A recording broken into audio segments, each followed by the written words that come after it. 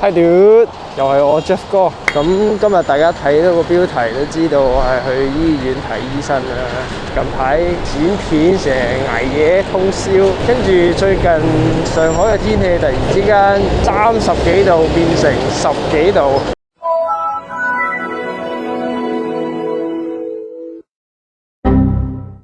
咁今次咁啱嚟咧，就想俾大家睇下。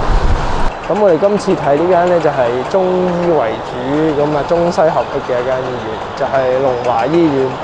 咁睇中醫嘅原因係因為咧佢有一個煎藥嘅服務，跟住會幫你 pack 好晒，再送到去你屋企嘅。咁我覺得呢樣嘢咧真係好方便嘅，因為口罩咪戴反咗，戴翻好個口罩啦。咁其實香港都有呢樣嘢嘅，但係香港嗰啲代煎服務就好貴嘅。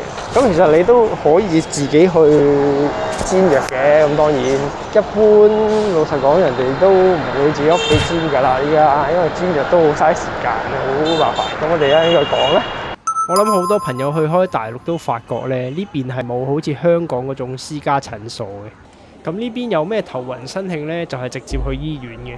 咁大家嚟到醫院入到去就揾一個服務台或者掛號嘅地方啦，跟住排隊去到櫃台就拎張港澳通行證，即係回鄉證俾佢，話俾佢知你係香港人想睇醫生，咁跟住佢會幫你開一張就診卡嘅，就好似呢張卡咁。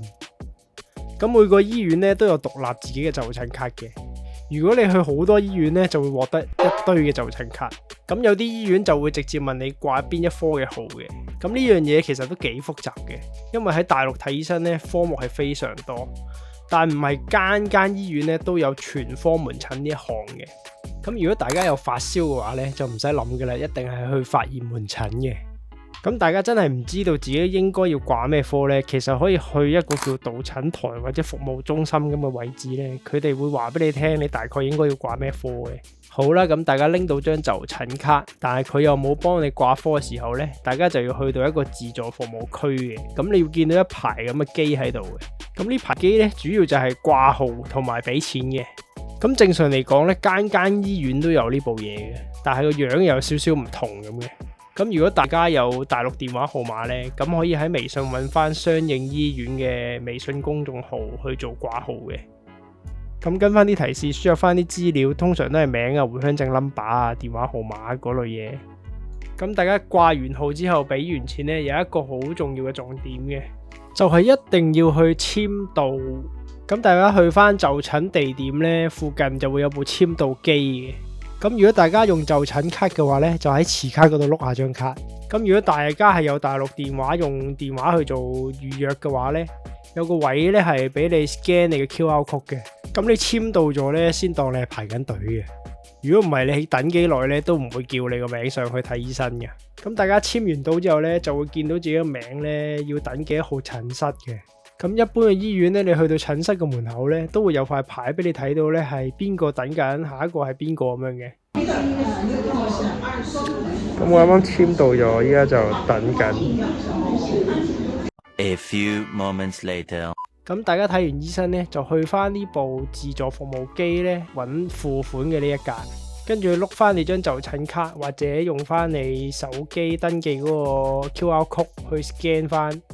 入到去咧，你就會見到醫生開咗啲咩藥俾你嘅，跟住你撳翻結算，咁一般都可以揀微信或者支付寶俾錢嘅。咁大家揀支付寶俾錢咧，其實都可以用香港嘅 Alipay 去俾嘅。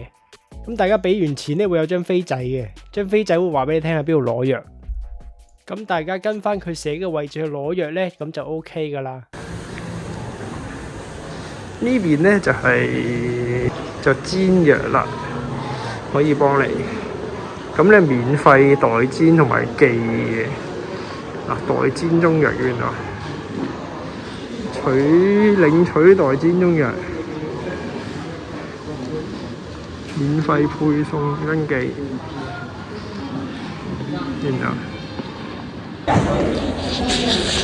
你好，我想問一下，如果我不送到家，你大概等多久會來？沒有代煎的話，最早也要明天。明天才回來拿是吧？具體的時間要看1號窗約的。預約的他會告訴我多久？對。然後送回家的話，就是明天或者後天2天以上。哦。反正當天都拿不到。咁我就問咗，如果你要代煎藥，但係你唔係住喺上海，自己過嚟拎嘅話呢，大概係聽日或者後日就可以拎到噶啦。咁如果你想去寄去你上海嘅酒店或者你上海住址嘅話呢，大概2-3日呢就會寄到啦。咁個實際時間呢，就睇翻中草藥部門俾你嘅時間。咁你唔使代煎呢，都可以成包中藥咁拎走嘅。咁代煎好嘅藥呢，就一劑一袋咁樣嘅，之後成包放喺個煲度助熱佢，咁就可以飲噶啦。如果中成藥呢，你知西藥嗰啲呢，就喺呢度嚟啦。拎完藥啦，呢個係膏藥啊。醫生話我貼膏藥就唔好食中藥。原本諗住食中藥嘅，佢話中藥有啲燥熱，我個胃又唔啱食。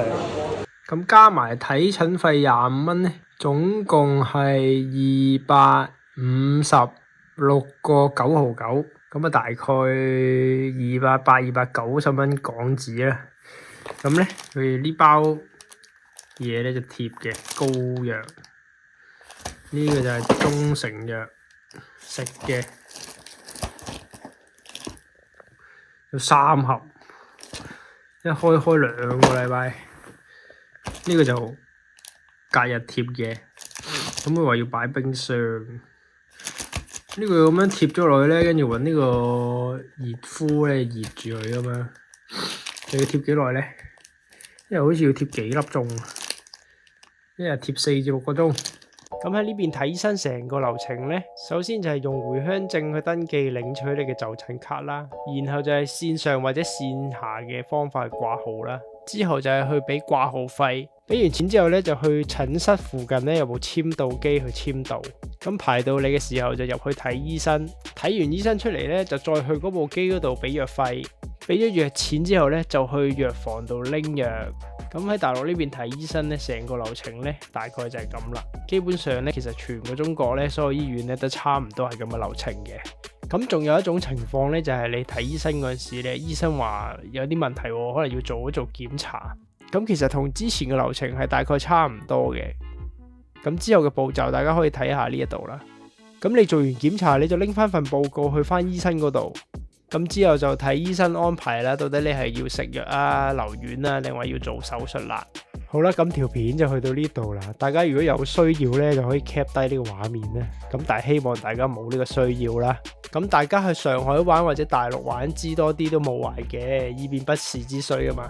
如果大家覺得有用嘅話，就俾個 like 啦。希望大家訂閱我呢個 channel 啦。